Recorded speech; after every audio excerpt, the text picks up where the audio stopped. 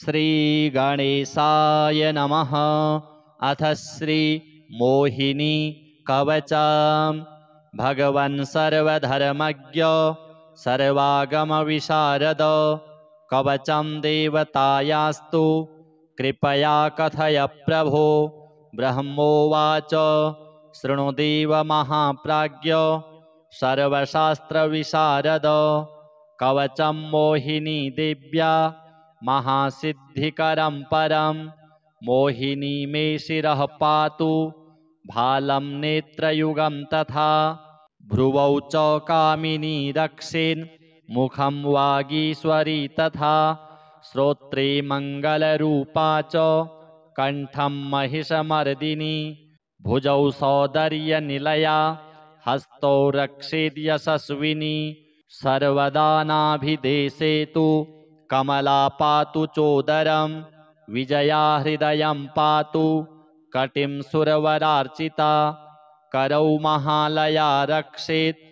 अङ्गुलीर्भक्तवत्सला वैष्णवी पातु जङ्घे च माया मेढ्रं गुदं तथा पादौ च देवजननी तलं पातालवासिनी पूर्वे तु मोहिनी रक्षेत् दक्षिणे सुखदायिनी पश्चिमे वारुणी रक्षेत् उत्तरे मृतवासिनी ईशान्यां पातु चेशानी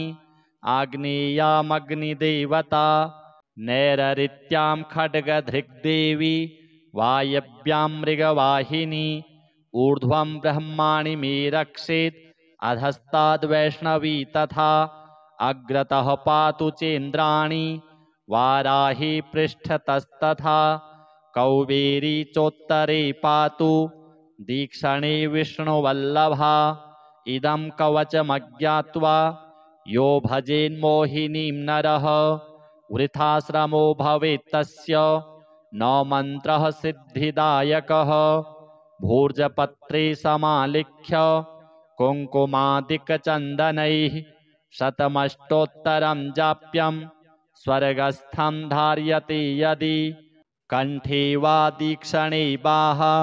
वष्ठसिद्धिर्भवेद्ध्रुवं सर्वथा सर्वदा नित्यं मोहिनी कवचं जपेत् राजद्वारे सभास्थाने कारागृहनिबन्धने जलमध्ये भूमिमध्ये तथा निर्जनके वने अरण्ये प्रान्तरे घोरे शत्रुसङ्घे महाहवे शस्त्रघाते विषेपीते जपन् सिद्धिमवाप्नुयात् ब्रह्मराक्षसवेतालाः कूष्माण्डा भैरवादयः नश्यन्ति दर्शनात् तस्य कवचे हृदि संस्थिते मनसा चिन्तितं कार्यं सहस्रं जपतस्तथा पलाशमूले प्रजपेत् सहस्रत्रितयं मुदा शत्रुहानिर्ध्रुवं चात्र जायते नात्र संशयः अर्कमूले जपेन्नित्यं मन्त्रराजमिमं शुभं भोजयेद्ब्रह्मणाश्चैव लक्ष्मीर्वसति सर्वदा यदिदं कवचं नित्यं भक्त्या तव मयोदितं यो जपेत् सर्वदा भक्त्या मोहिन्याः कवचं शुभं वाञ्छितं फलमाप्नोति नात्र कार्या विचारणा। अथ श्री विष्णु अष्टोत्तरशतनाम स्तोत्रम्। अष्टोत्तरशतं नाम्नां विष्णोरतुलतेजसः यस्य श्रवणमात्रेण नरो नारायणो भवेत् विष्णुर्जिष्णुर्वषट्कारो देवदेवो वृषाकपिः दामोदरो दीनबन्धुः आदिदेवोदितिस्तुतः पुण्डरीकः परानन्दः परमात्मा परात्परः परशुधारी विश्वात्मा कृष्णः कलिमलापः कौस्तुभोद्भासितो रस्को नरो नारायणो हरिः हरो हरप्रियः स्वामी वैकुण्ठो विश्वतो मुखः ऋषिकेशो प्रमेयात्मा वराहो धरणीधरः वामनो वेदवक्ता च वासुदेवः सनातनः रामो विदामो विरजो रावणारी रमापतिः वैकुण्ठवासी वसुमान् धनदो धरणीधरः धर्मेशो धरणीनाथो ध्येयो धर्मभृतां वरः सहस्रशीर्षा पुरुषः सहस्राक्षः सहस्रपात् सर्वगः सर्ववित्सर्वः शरण्यः साधुवल्लभः कौसल्यानन्दनः श्रीमान् राक्षसः कुलनाशकः जगत्कर्ता जगद्धर्ता जगज्जेता जनार्तिः जानकीवल्लभो देवो जयरूपो जलेश्वरः क्षीराब्धिवासी क्षीराब्धि तनया वल्लभस्तथा शेषशायी पन्नगारी वाहनो विष्टरस्रवः माधवो मथुरानाथो मुकुन्दो मोहनाशनः दैत्यारिः पुण्डरीकाक्षो ह्यच्युतो मधुसूदनः सोमसूर्याग्निनयनो नृसिंहो भक्तवत्सलः नित्यो निरामयः शुद्धो वरदेवो जगत्प्रभुः हयग्रीवो जितरिपुः उपेन्द्रो रुक्मिणीपतिः सर्वदेवमयः श्रीशः सर्वाधारः सनातनः सौम्यः सौम्यप्रदः स्रष्टा विश्वक्सेनो जनार्दनः यशोदातनयो योगी योगशास्त्रपरायणः रुद्रात्मको रुद्रमूर्तिः राघवो मधुसूदनः इति ते कथितं दिव्यं नाम्नाम् अष्टोत्तरं शतं सर्वपापहरं पुण्यं दिव्यो रतुलतेजसः दुःखदारिद्र्यदौर्भाग्यो नाशनं सुखवर्धनं सर्वसम्पत्करं सौम्यं महापातकनाशनं प्रातरुत्थाय विप्रेन्द्र पठेदेकाग्रमानसः तस्य नश्यन्ति विपदां राशयः सिद्धिमाप्नुयात् श्रीविष्णुदेवार्पणमस्तु। भगवन् सर्वधर्मज्ञ सर्वागमविशारद कवचं देवतायास्तु कृपया कथय प्रभो। ब्रह्मोवाच शृणुदेव महाप्राज्ञ सर्वशास्त्रविशारद कवचं मोहिनी देव्या महासिद्धिकरं परं मोहिनी मे शिरः पातु भालं नेत्रयुगं तथा भ्रुवौ च कामिनी रक्षेन् मुखं वागीश्वरी तथा श्रोत्रे मङ्गलरूपा च कण्ठं महिषमर्दिनी भुजौ सौदर्यनिलया हस्तौ रक्षेद्यशस्विनी सर्वदा नाभिदेशे तु कमला पातु चोदरं विजया हृदयं पातु कटिं सुरवरार्चिता करौ महालया रक्षेत् अङ्गुलीर्भक्तवत्सला वैष्णवी पातु जङ्घे च मायामेढ्रं गुदं तथा पादौ च देवजननी तलं पातालवासिनी पूर्वे तु मोहिनी रक्षेत् दक्षिणे सुखदायिनी पश्चिमे वारुणी रक्षेत् उत्तरे मृतवासिनी ईशान्यां पातु चेशानी आग्नेयामग्निदेवता नैररित्यां खड्गधृग्देवी वायव्यां मृगवाहिनी ऊर्ध्वं ब्रह्माणि मे रक्षेत् अधस्ताद्वैष्णवी तथा अग्रतः पातु चेन्द्राणि वाराही पृष्ठतस्तथा कौबेरी चोत्तरे पातु दीक्षणे विष्णुवल्लभा इदं कवचमज्ञात्वा यो भजेन्मोहिनीं नरः वृथाश्रमो भवेत् तस्य न मन्त्रः सिद्धिदायकः भूर्जपत्रे समालिख्य कुङ्कुमादिकचन्दनैः शतमष्टोत्तरं जाप्यं स्वर्गस्थं धार्यते यदि कण्ठे वा दीक्षणे बाह वष्ठसिद्धिर्भवेत् ध्रुवं सर्वथा सर्वदा नित्यं मोहिनी कवचं जपेत् राजद्वारे सभास्थाने कारागृहनिबन्धने जलमध्ये भूमिमध्ये तथा निर्जनके वने अरण्ये प्रान्तरे घोरे शत्रुसङ्घे महाहवे शस्त्रघाते विषे पीते जपन् सिद्धिमवाप्नुयात् ब्रह्मराक्षसवेतालाः कूष्माण्डा भैरवादयः नश्यन्ति दर्शनात् तस्य कवचे हृदि संस्थिते मनसा चिन्तितं कार्यं सहस्रं जपतस्तथा पलाशमूले प्रजपेत् सहस्रत्रितयं मुदा शत्रुहानिर्ध्रुवं चात्र जायते नात्र संशयः अर्कमूले जपेन्नित्यं मन्त्रराजमिमं शुभं भोजयेत् ब्राह्मणाश्चैव लक्ष्मीर्वसति सर्वदा यदिदं कवचं नित्यं भक्त्या तव मयोदितं यो जपेत् सर्वदा भक्त्या मोहिन्याः कवचं शुभं वाञ्छितं फलमाप्नोति नात्र कार्या विचारणा। अथ श्री विष्णु अष्टोत्तरशतनाम स्तोत्रम्। अष्टोत्तरशतं नाम्नां विष्णोरतुलतेजसः यस्य श्रवणमात्रेण नरो नारायणो भवेत् विष्णुर्जिष्णुर्वषट्कारो देवदेवो वृषाकपिः दामोदरो दीनबन्धुः आदिदेवोदितिस्तुतः पुण्डरीकः परानन्दः परमात्मा परात्परः परशुधारी विश्वात्मा कृष्णः कलिमलापः कौस्तुभोद्भासितो रस्को नरो नारायणो हरिः हरो हरप्रियः स्वामी वैकुण्ठो विश्वतो मुखः ऋषिकेशो प्रमेयात्मा वराहो धरणीधरः वामनो वेदवक्ता च वासुदेवः सनातनः रामो विरामो विरजो रावणारी रमापतिः वैकुण्ठवासी वसुमान् धनदो धरणीधरः धर्मेशो धरणीनाथो ध्येयो धर्मभृतांवरः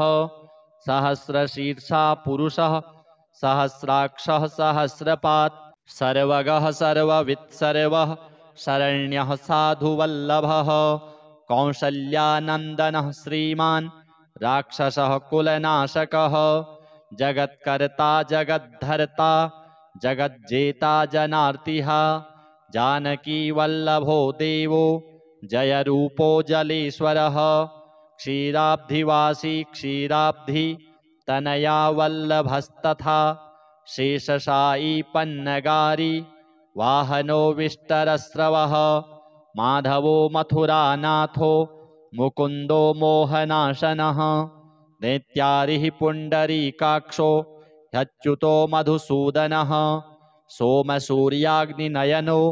नृसिंहो भक्तवत्सलः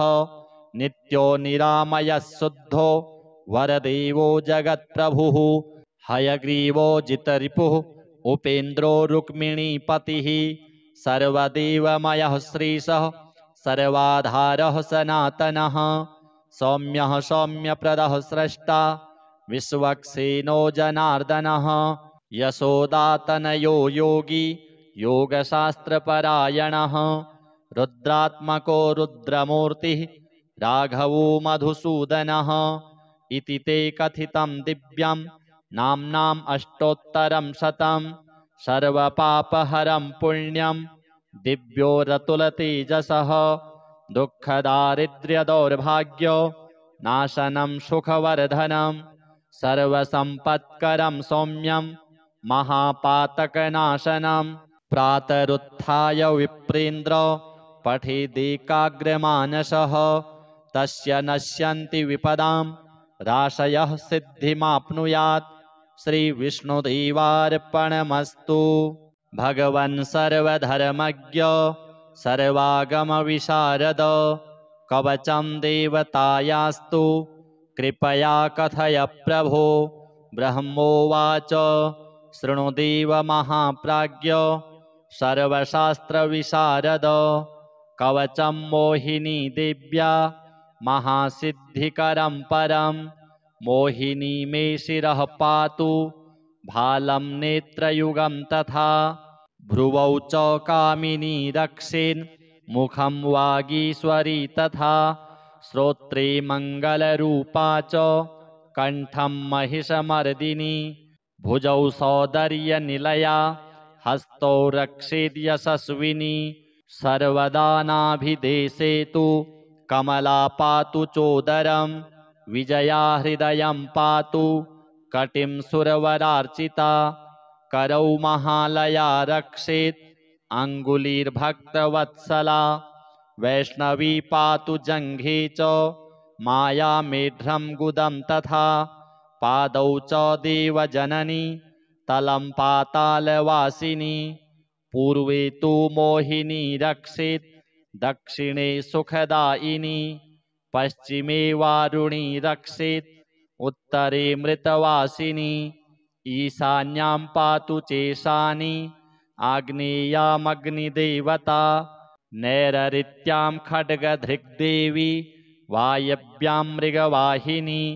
ऊर्ध्वं ब्रह्माणि मे रक्षेत् अधस्ताद्वैष्णवी तथा अग्रतः पातु चेन्द्राणि वाराही पृष्ठतस्तथा कौबेरी चोत्तरे पातु दीक्षणे विष्णुवल्लभा इदं कवचमज्ञात्वा यो भजेन्मोहिनीं नरः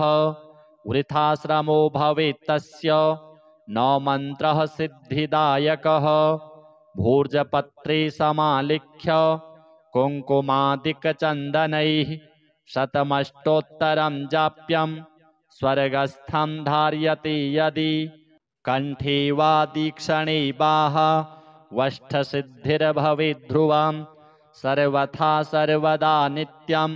मोहिनी कवचं जपेत् राजद्वारे सभास्थाने कारागृहनिबन्धने जलमध्ये भूमिमध्ये तथा निर्जनके वने अरण्ये प्रान्तरे घोरे शत्रुसङ्घे महाहवे शस्त्रघाते विषे पीते जपन् सिद्धिमवाप्नुयात् ब्रह्मराक्षसवेतालाः कूष्माण्डा भैरवादयः नश्यन्ति दर्शनात् तस्य कवचे हृदि संस्थिते मनसा चिन्तितं कार्यं सहस्रं जपतस्तथा पलाशमूले प्रजपेत् सहस्रत्रितयं मुदा शत्रुहानिर्ध्रुवं चात्र जायते नात्र संशयः अर्कमूले जपेन्नित्यं मन्त्रराजमिमं शुभं भोजयेद्ब्रह्मणाश्चैव लक्ष्मीर्वसति सर्वदा यदिदं कवचं नित्यं भक्त्या तव मयोदितं यो जपेत् सर्वदा भक्त्या मोहिन्याः कवचं शुभं वाञ्छितं फलमाप्नोति नात्र कार्या विचारणा। अथ श्री विष्णु अष्टोत्तरशतनाम स्तोत्रम्। अष्टोत्तरशतं नाम्नां विष्णोरतुलतेजसः यस्य श्रवणमात्रेण नरो नारायणो भवेत्। विष्णुर्जिष्णुर्वषट्कारो देवदेवो वृषाकपिः दामोदरो दीनबन्धुः आदिदेवोदितिस्तुतः पुण्डरीकः परानन्दः परमात्मा परात्परः परशुधारी विश्वात्मा कृष्णः कलिमलापः कौस्तुभोद्भासितो रस्को नरो नारायणो हरिः हरो हरप्रियः स्वामी वैकुण्ठो विश्वतो मुखः ऋषिकेशो प्रमेयात्मा वराहो धरणीधरः वामनो वेदवक्ता च वासुदेवः सनातनः रामो विरामो विरजो रावणारी रमापतिः वैकुण्ठवासी वसुमान् धनदो धरणीधरः धर्मेशो धरणीनाथो ध्येयो धर्मभृतांवरः सहस्रशीर्षा पुरुषः सहस्राक्षः सहस्रपात् सर्वगः सर्ववित्सर्वः शरण्यः साधुवल्लभः कौसल्यानन्दनः श्रीमान् राक्षसः कुलनाशकः जगत्कर्ता जगद्धर्ता जगज्जेता जनार्तिः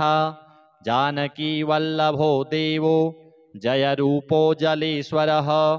क्षीराब्धिवासी क्षीराब्धि तनया वल्लभस्तथा शेषशायी पन्नगारी वाहनो विष्टरस्रवः माधवो मथुरानाथो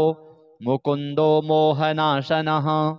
दैत्यारिः पुण्डरीकाक्षो ह्यच्युतो मधुसूदनः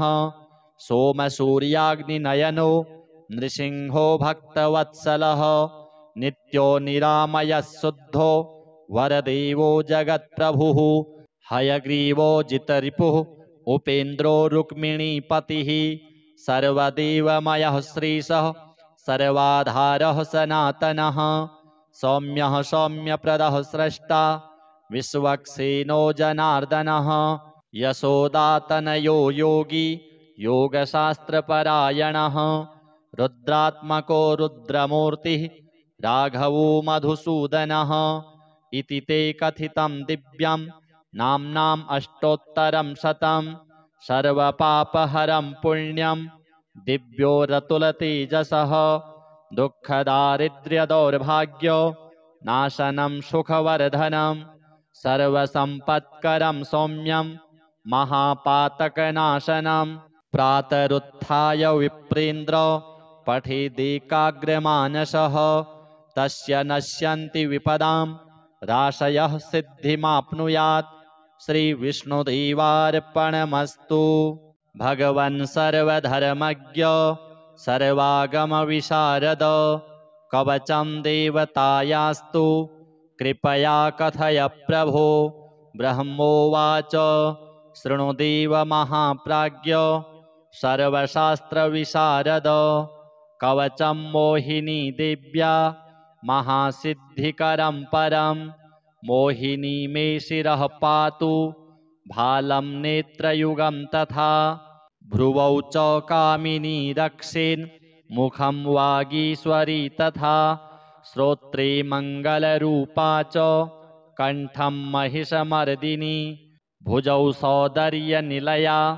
हस्तौ रक्षेद्यशस्विनी सर्वदा नाभिदेशे तु कमला पातु चोदरं विजया हृदयं पातु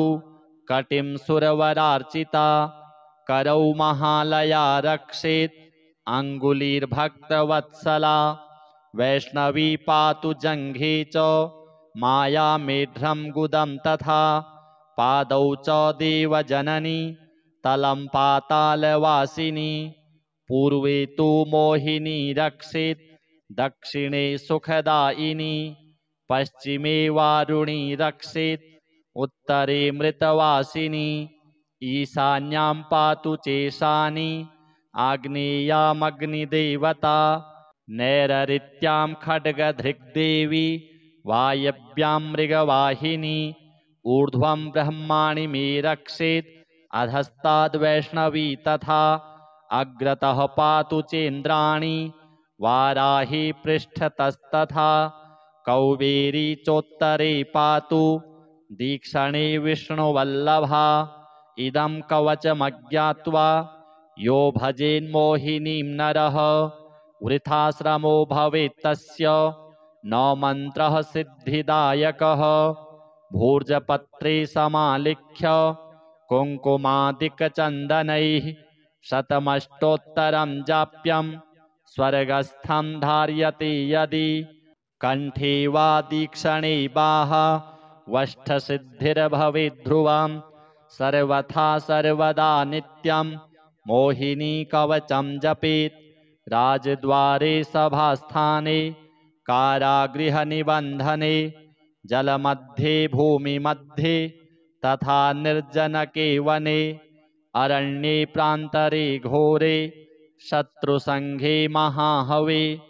शस्त्रघाते विषे पीते जपन् सिद्धिमवाप्नुयात् ब्रह्मराक्षसवेतालाः कूष्माण्डा भैरवादयः नश्यन्ति दर्शनात्तस्य कवचे हृदि संस्थिते मनसा चिन्तितं कार्यं सहस्रं जपतस्तथा पलाशमूले प्रजपेत् सहस्रत्रितयं मुदा शत्रुहानिर्ध्रुवं चात्र जायते नात्र संशयः अर्कमूले जपे नित्यं मन्त्रराजमिमं शुभं भोजयेद्ब्रह्मणाश्चैव लक्ष्मीर्वसति सर्वदा यदिदं कवचं नित्यं भक्त्या तव मयोदितं यो जपेत् सर्वदा भक्त्या मोहिन्यः कवचं शुभं वाञ्छितं फलमाप्नोति नात्र कार्या विचारणा। अथ श्री विष्णु अष्टोत्तर शतनाम स्तोत्रम्। अष्टोत्तरशतं नाम्नां विष्णोरतुलतेजसः यस्य श्रवणमात्रेण नरो नारायणो भवेत्। विष्णुर्जिष्णुर्वषट्कारो देवदेवो वृषाकपिः दामोदरो दीनबन्धुः आदिदेवोदितिस्तुतः पुण्डरीकः परानन्दः परमात्मा परात्परः परशुधारी विश्वात्मा कृष्णः कलिमलापः कौस्तुभोद्भासितो रस्को नरो नारायणो हरिः हरो हरप्रियः स्वामी वैकुण्ठो विश्वतो मुखः ऋषिकेशो प्रमेयात्मा वराहो धरणीधरः वामनो वेदवक्ता च वासुदेवः सनातनः रामो विरामो विरजो रावणारी रमापतिः वैकुण्ठवासी वसुमान् धनदो धरणीधरः धर्मेशो धरणीनाथो ध्येयो धर्मभृतांवरः सहस्रशीर्षा पुरुषः सहस्राक्षः सहस्रपात् सर्वगः सर्ववित् सर्वः शरण्यः साधुवल्लभः कौसल्यानन्दनः श्रीमान् राक्षसः कुलनाशकः जगत्कर्ता जगद्धर्ता जगज्जेता जनार्तिः जानकी वल्लभो देवो जयरूपो जलेश्वरः क्षीराब्धिवासी क्षीराब्धि तनया वल्लभस्तथा शेषशायी पन्नगारी वाहनो विष्टरस्रवः माधवो मथुरानाथो मुकुन्दो मोहनाशनः दैत्यारिः पुण्डरीकाक्षो ह्यच्युतो मधुसूदनः सोमसूर्याग्निनयनो नृसिंहो भक्तवत्सलः नित्यो निरामयः शुद्धो वरदेवो जगत्प्रभुः हयग्रीवो जितरिपुः उपेन्द्रो रुक्मिणीपतिः सर्वदेवमयः श्रीशः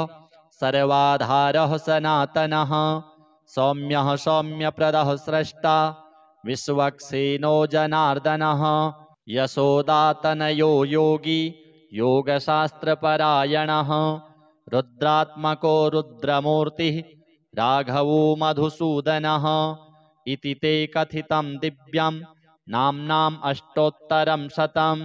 सर्वपापहरं पुण्यं दिव्यो रतुलतेजसः दुःखदारिद्र्यदौर्भाग्यो नाशनं सुखवर्धनं सर्वसम्पत्करं सौम्यं महापातकनाशनं प्रातरुत्थाय विप्रेन्द्र पठेदेकाग्रमानसः तस्य नश्यन्ति विपदां राशयः सिद्धिमाप्नुयात्। श्रीविष्णुदेवार्पणमस्तु। भगवन् सर्वधर्मज्ञ सर्वागमविशारद कवचं देवतायास्तु कृपया कथय प्रभो। ब्रह्मोवाच शृणुदेव महाप्राज्ञ सर्वशास्त्रविशारद कवचं मोहिनी देव्या महासिद्धिकरं परं मोहिनी मे शिरः पातु भालं नेत्रयुगं तथा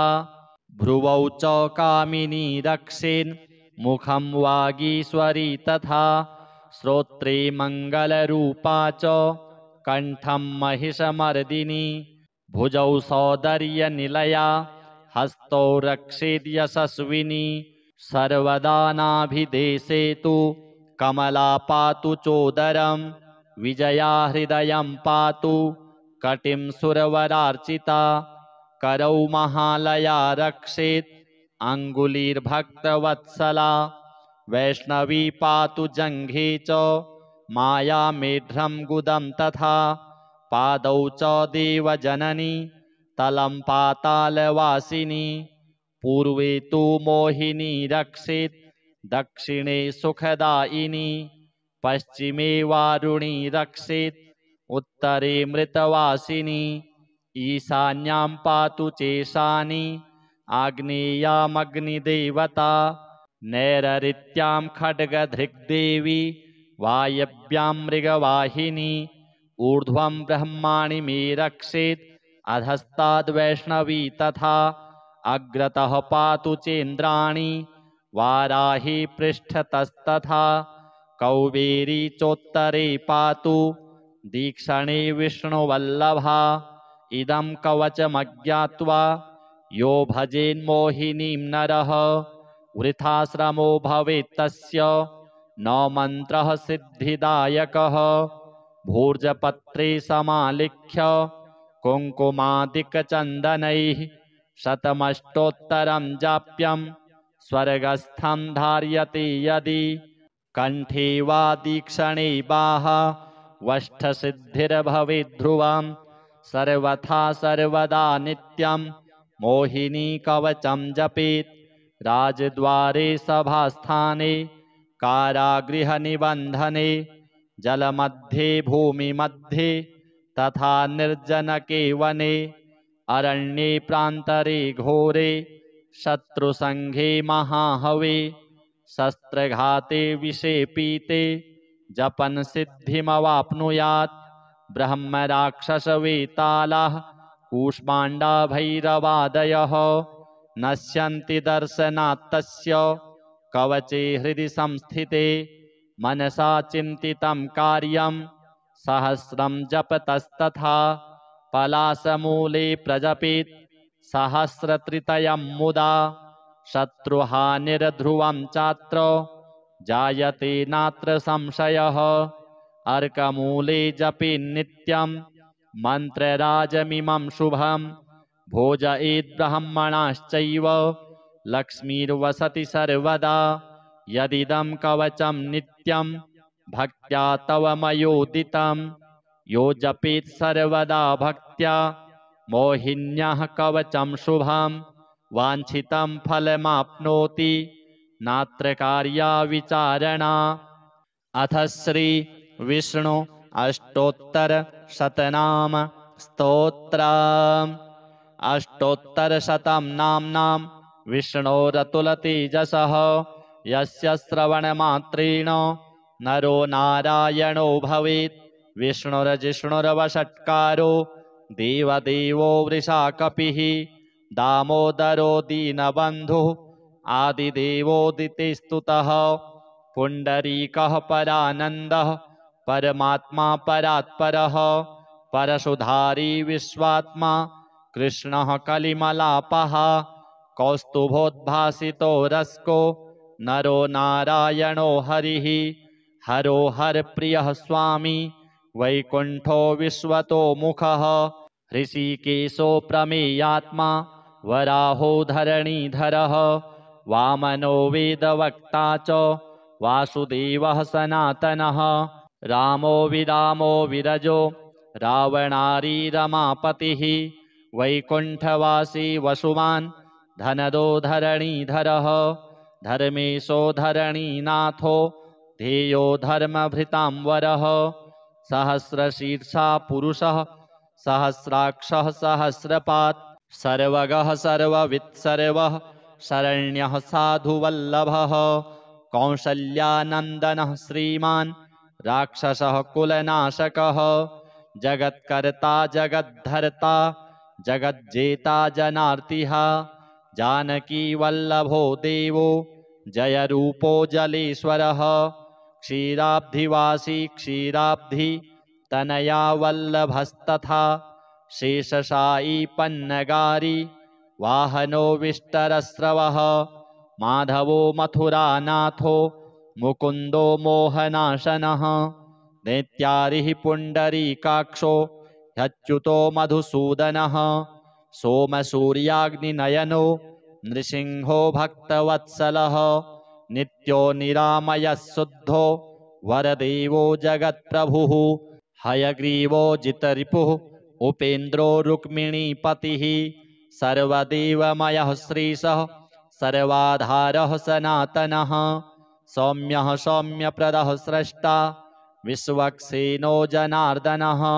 यशोदातनयो योगी योगशास्त्रपरायणः रुद्रात्मको रुद्रमूर्तिः राघवो मधुसूदनः इति ते कथितं दिव्यं नाम्नाम् अष्टोत्तरं शतं सर्वपापहरं पुण्यं दिव्यो रतुलतेजसः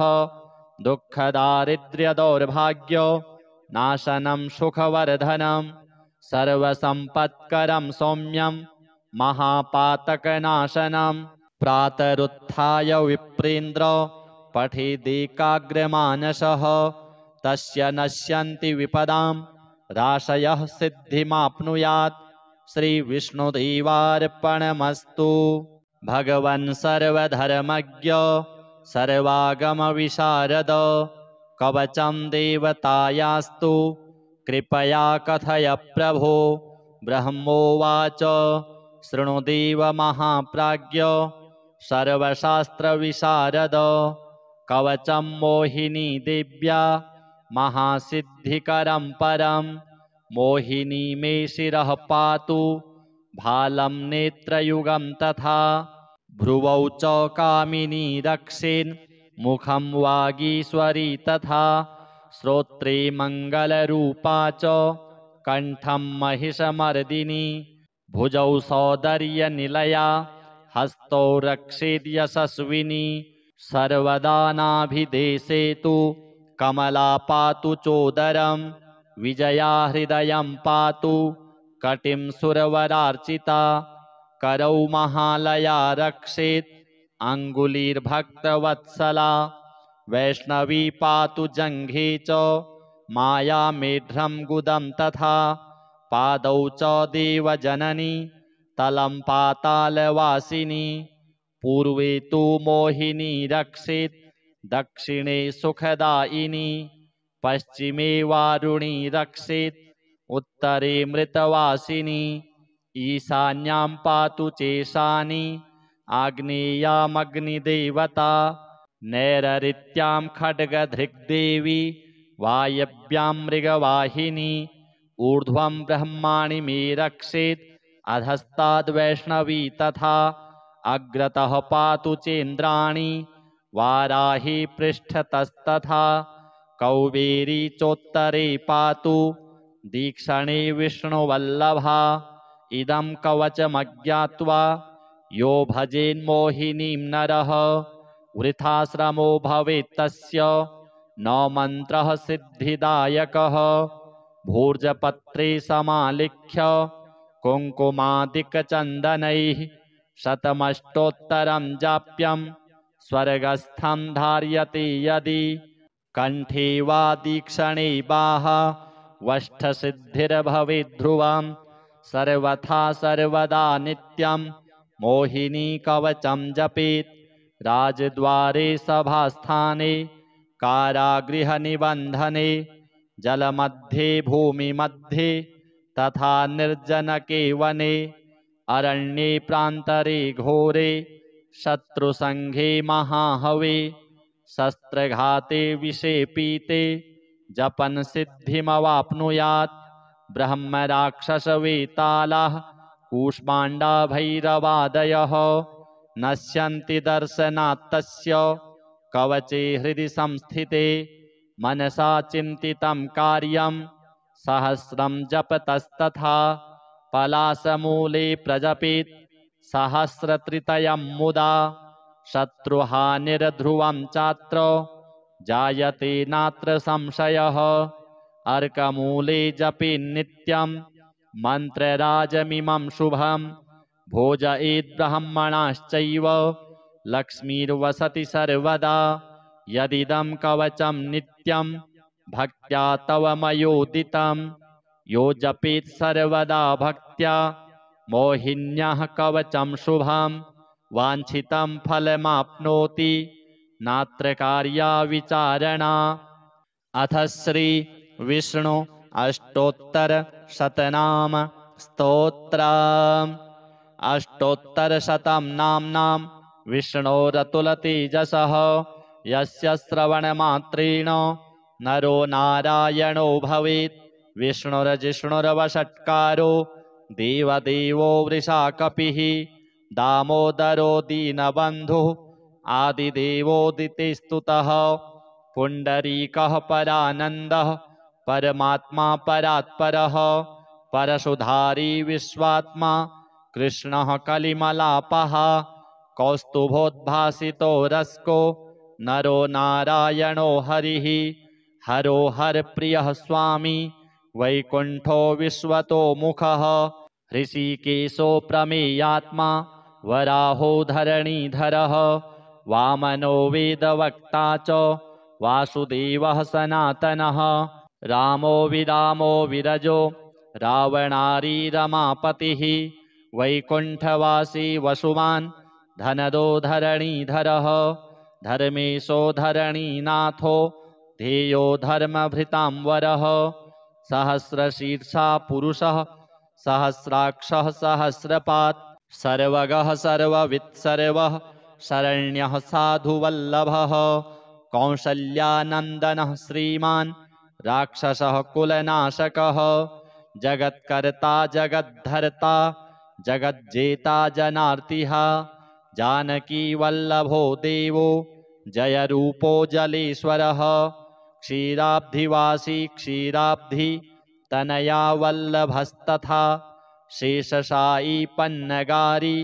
वाहनो विष्टरस्रवः माधवो मथुरानाथो मुकुन्दो मोहनाशनः दैत्यारिः पुण्डरीकाक्षो ह्यच्युतो मधुसूदनः सोमसूर्याग्निनयनो नृसिंहो भक्तवत्सलः नित्यो निरामयः शुद्धो वरदेवो जगत्प्रभुः हयग्रीवो जितरिपुः उपेन्द्रो रुक्मिणीपतिः सर्वदेवमयः श्रीशः सर्वाधारः सनातनः सौम्यः सौम्यप्रदः स्रष्टा विश्वक्सेनो जनार्दनः यशोदातनयो योगी योगशास्त्रपरायणः रुद्रात्मको रुद्रमूर्तिः राघवो मधुसूदनः इति ते कथितं दिव्यं नाम्नाम् अष्टोत्तरं शतं सर्वपापहरं पुण्यं दिव्यो रतुलतेजसः दुःखदारिद्र्यदौर्भाग्यो नाशनं सुखवर्धनं सर्वसम्पत्करं सौम्यं महापातकनाशनं प्रातरुत्थाय विप्रेन्द्र पठेदेकाग्रमानसः तस्य नश्यन्ति विपदां राशयः सिद्धिमाप्नुयात्। श्रीविष्णुदेवार्पणमस्तु। भगवन् सर्वधर्मज्ञ सर्वागमविशारद कवचं देवतायास्तु कृपया कथय प्रभो। ब्रह्मोवाच शृणुदेव महाप्राज्ञ सर्वशास्त्रविशारद कवचं मोहिनी देव्या महासिद्धिकरं परं मोहिनी मे शिरः पातु भालं नेत्रयुगं तथा भ्रुवौ च कामिनी रक्षेन् मुखं वागीश्वरी तथा श्रोत्रे मङ्गलरूपा च कण्ठं महिषमर्दिनी भुजौ सौदर्यनिलया हस्तौ रक्षेद्यशस्विनी सर्वदा नाभिदेशे तु कमला पातु चोदरं विजया हृदयं पातु कटिं सुरवरार्चिता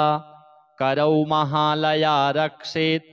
अङ्गुलीर्भक्तवत्सला वैष्णवी पातु जङ्घे च मायामेढ्रं गुदं तथा पादौ च देवजननी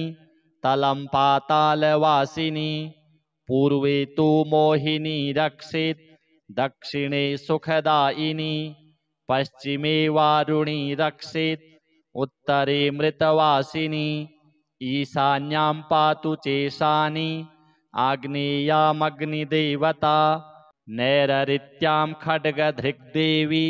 वायव्यां मृगवाहिनी ऊर्ध्वं ब्रह्माणि मे रक्षेत् अधस्ताद्वैष्णवी तथा अग्रतः पातु चेन्द्राणि वाराही पृष्ठतस्तथा कौबेरी चोत्तरे पातु दीक्षणे विष्णुवल्लभा इदं कवचमज्ञात्वा यो भजेन्मोहिनीं नरः वृथाश्रमो भवेत् तस्य न मन्त्रः सिद्धिदायकः भूर्जपत्रे समालिख्य कुङ्कुमादिकचन्दनैः शतमष्टोत्तरं जाप्यं स्वर्गस्थं धार्यते यदि कण्ठे वा दीक्षणे बाह वष्ठसिद्धिर्भवेत् ध्रुवं सर्वथा सर्वदा नित्यं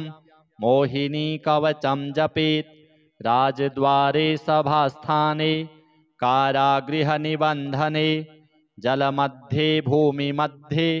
तथा निर्जनके वने अरण्ये प्रान्तरे घोरे शत्रुसङ्घे महाहवे शस्त्रघाते विषे पीते जपन् सिद्धिमवाप्नुयात् ब्रह्मराक्षसवेतालाः कूष्माण्डा भैरवादयः नश्यन्ति दर्शनात् तस्य कवचे हृदि संस्थिते मनसा चिन्तितं कार्यं सहस्रं जपतस्तथा पलाशमूले प्रजपेत् सहस्रत्रितयं मुदा शत्रुहानिर्ध्रुवं चात्र जायते नात्र संशयः अर्कमूले जपेन्नित्यं मन्त्रराजमिमं शुभं भोजयेद्ब्रह्मणाश्चैव लक्ष्मीर्वसति सर्वदा यदिदं कवचं नित्यं भक्त्या तव मयोदितं यो जपेत् सर्वदा भक्त्या मोहिन्याः कवचं शुभं वाञ्छितं फलमाप्नोति नात्र कार्या विचारणा। अथ श्री विष्णु अष्टोत्तरशतनाम स्तोत्रम्। अष्टोत्तरशतं नाम्नां विष्णोरतुलतेजसः यस्य श्रवणमात्रेण नरो नारायणो भवेत् विष्णुर्जिष्णुर्वषट्कारो देवदेवो वृषाकपिः दामोदरो दीनबन्धुः आदिदेवोदितिस्तुतः पुण्डरीकः परानन्दः परमात्मा परात्परः परशुधारी विश्वात्मा कृष्णः कलिमलापः कौस्तुभोद्भासितो रस्को नरो नारायणो हरिः हरो हरप्रियः स्वामी वैकुण्ठो विश्वतो मुखः ऋषिकेशो प्रमेयात्मा वराहो धरणीधरः वामनो वेदवक्ता च वासुदेवः सनातनः रामो विरामो विरजो रावणारी रमापतिः वैकुण्ठवासी वसुमान् धनदो धरणीधरः धर्मेशो धरणीनाथो ध्येयो धर्मभृतांवरः सहस्रशीर्षा पुरुषः सहस्राक्षः सहस्रपात् सर्वगः सर्ववित् सर्वः शरण्यः साधुवल्लभः कौसल्यानन्दनः श्रीमान् राक्षसः कुलनाशकः जगत्कर्ता जगद्धर्ता जगज्जेता जनार्तिः जानकी वल्लभो देवो जयरूपो जलेश्वरः क्षीराब्धिवासी क्षीराब्धि तनया वल्लभस्तथा शेषशायी पन्नगारी वाहनो विष्टरस्रवः माधवो मथुरानाथो मुकुन्दो मोहनाशनः दैत्यारिः पुण्डरीकाक्षो ह्यच्युतो मधुसूदनः सोमसूर्याग्निनयनो नृसिंहो भक्तवत्सलः नित्यो निरामयः शुद्धो वरदेवो जगत्प्रभुः हयग्रीवो जितरिपुः उपेन्द्रो रुक्मिणीपतिः सर्वदेवमयः श्रीशः सर्वाधारः सनातनः सौम्यः सौम्यप्रदः स्रष्टा विश्वक्सेनो जनार्दनः यशोदातनयो योगी योगशास्त्रपरायणः रुद्रात्मको रुद्रमूर्तिः राघवो मधुसूदनः इति ते कथितं दिव्यं नाम्नाम् अष्टोत्तरं शतं सर्वपापहरं पुण्यं दिव्यो रतुलतेजसः दुःखदारिद्र्यदौर्भाग्यो नाशनं सुखवर्धनं सर्वसम्पत्करं सौम्यं महापातकनाशनं प्रातरुत्थाय विप्रेन्द्र पठेदेकाग्रमानसः तस्य नश्यन्ति विपदां राशयः सिद्धिमाप्नुयात् श्रीविष्णुदेवार्पणमस्तु। भगवन् सर्वधर्मज्ञ सर्वागमविशारद कवचं देवतायास्तु कृपया कथय प्रभो। ब्रह्मोवाच शृणुदेव महाप्राज्ञ सर्वशास्त्रविशारद कवचं मोहिनी देव्या महासिद्धिकरं परं मोहिनी मे शिरः पातु भालं नेत्रयुगं तथा भ्रुवौ च कामिनी रक्षेन् मुखं वागीश्वरी तथा श्रोत्रे मङ्गलरूपा च कण्ठं महिषमर्दिनी भुजौ सौदर्यनिलया हस्तौ रक्षेद्यशस्विनी सर्वदा नाभिदेशे तु कमला पातु चोदरं विजया हृदयं पातु कटिं सुरवरार्चिता करौ महालया रक्षेत् अङ्गुलीर्भक्तवत्सला वैष्णवी पातु जङ्घे च मायामेढ्रं गुदं तथा पादौ च देवजननी तलं पातालवासिनी पूर्वे तु मोहिनी रक्षेत् दक्षिणे सुखदायिनी पश्चिमे वारुणी रक्षेत् उत्तरे मृतवासिनी ईशान्यां पातु चेशानी आग्नेयामग्निदेवता नैररित्यां खड्गधृग्देवी वायव्यां मृगवाहिनी ऊर्ध्वं ब्रह्माणि मे रक्षेत् अधस्ताद्वैष्णवी तथा अग्रतः पातु चेन्द्राणि वाराही पृष्ठतस्तथा कौबेरी चोत्तरे पातु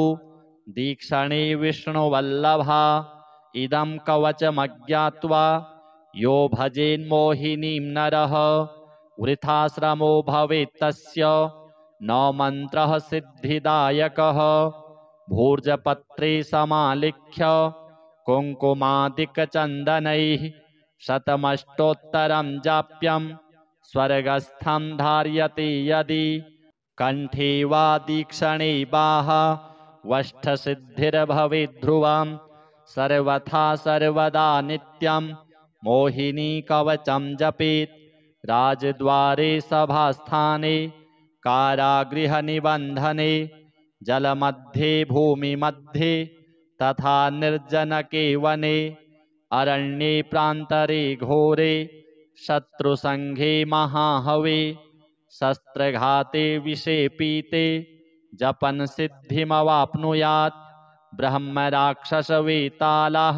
कूष्माण्डा भैरवादयः नश्यन्ति दर्शनात्तस्य कवचे हृदि संस्थिते मनसा चिन्तितं कार्यं सहस्रं जपतस्तथा पलाशमूले प्रजपेत् सहस्रत्रितयं मुदा शत्रुहानिर्ध्रुवं चात्र जायते नात्र संशयः अर्कमूले जपेन्नित्यं मन्त्रराजमिमं शुभं भोजयेद्ब्रह्मणाश्चैव लक्ष्मीर्वसति सर्वदा यदिदं कवचं नित्यं भक्त्या तव मयोदितं यो जपेत् सर्वदा भक्त्या मोहिन्याः कवचं शुभं वाञ्छितं फलमाप्नोति नात्र कार्या विचारणा। अथ श्री विष्णु अष्टोत्तर शतनाम स्तोत्रम्। अष्टोत्तरशतं नाम्नां विष्णोरतुलतेजसः यस्य श्रवणमात्रेण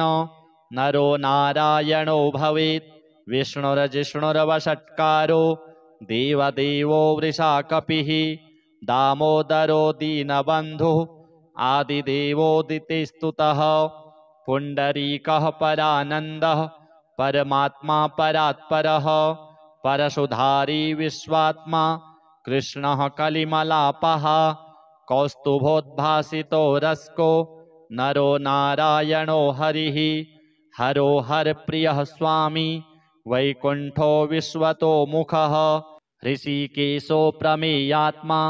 वराहो धरणीधरः वामनो वेदवक्ता च वासुदेवः सनातनः रामो विरामो विरजो रावणारी रमापतिः वैकुण्ठवासी वसुमान् धनदो धरणीधरः धर्मेशो धरणीनाथो ध्येयो धर्मभृतांवरः सहस्रशीर्षा पुरुषः सहस्राक्षः सहस्रपात् सर्वगः सर्ववित्सर्वः शरण्यः साधुवल्लभः कौसल्यानन्दनः श्रीमान् राक्षसः कुलनाशकः